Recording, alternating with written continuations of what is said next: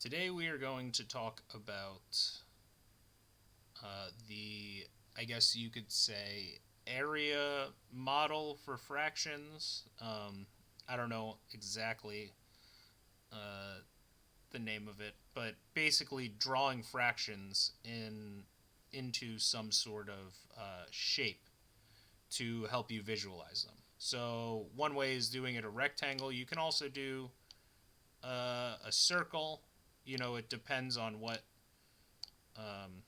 you're doing. So this right here would be a fourth, split into fourths, and I'm going to split this into fourths. Now, one thing, you should have equal parts.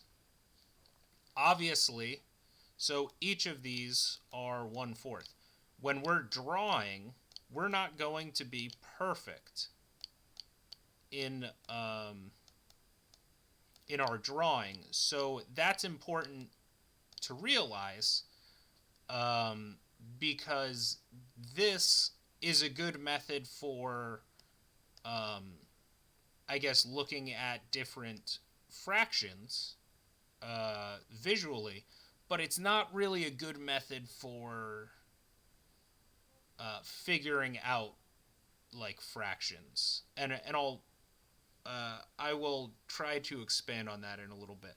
But basically, right now, these are all, let's just pretend they're exactly even. These are all 1/4 of this rectangle, which is 1.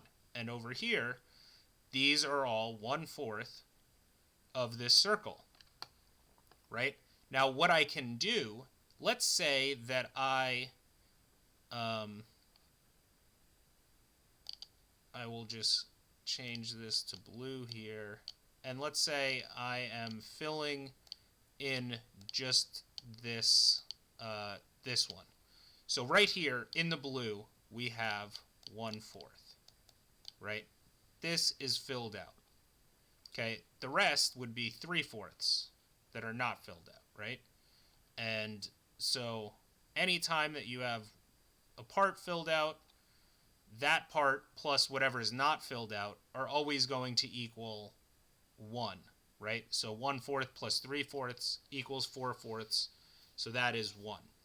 Now, what I want to show you today is how this relates to finding equivalent fractions. So if I split each of these 4 parts in 2, now I have to split all of them in 2, otherwise I won't,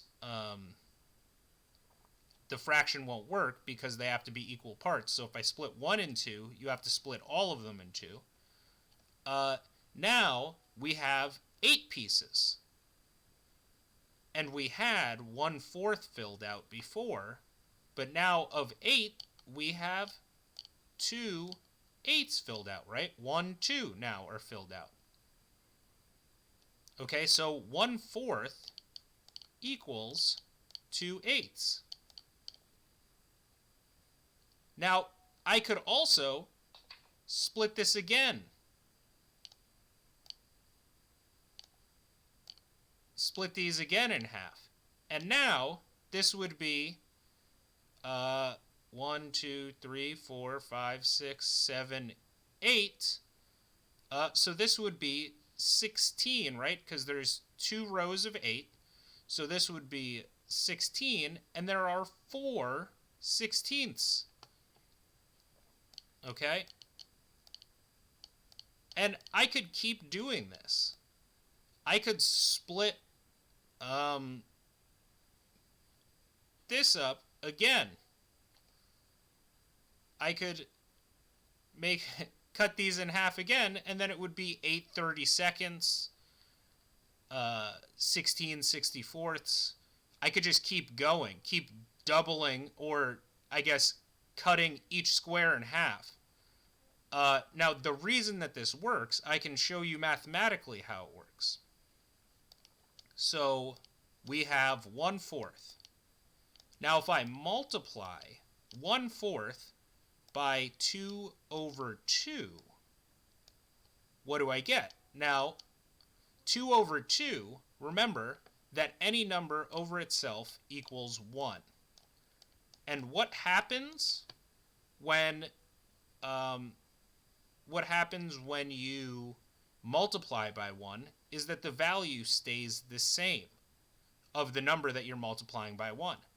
So, although the fraction technically will change when you multiply by 2 over 2, it is equivalent. It is an equal fraction. It is the same, and this shows you how it's the same, right? Because the amount that's filled out of this bar is exactly the same.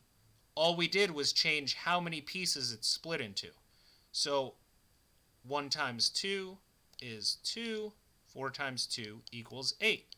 I could also multiply 1/4 by any number over itself because it's all 1. So I could do times, this one's times 4.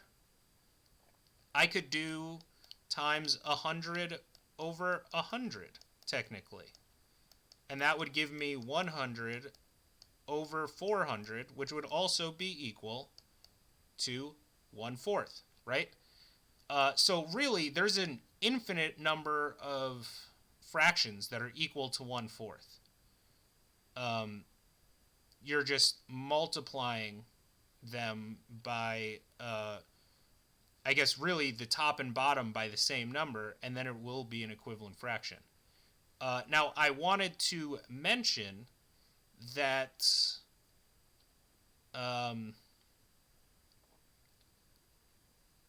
that this is not a great way, like drawing fractions out is not really a great way of figuring fractions out, because you might get something that is,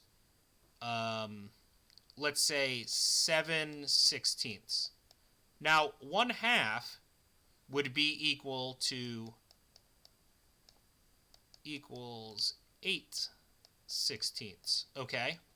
But if I were to try to draw, let's see, so split this into 4, then I'm going to split each of these in half, and then I'm going to split each of these in half again, and I should be able to get 16, right? So 1, 2, 3, 4, 5, 6, 7, 8, 9, 10, 11, 12, 13, 14, 15, 16. So now we're at 16 pieces.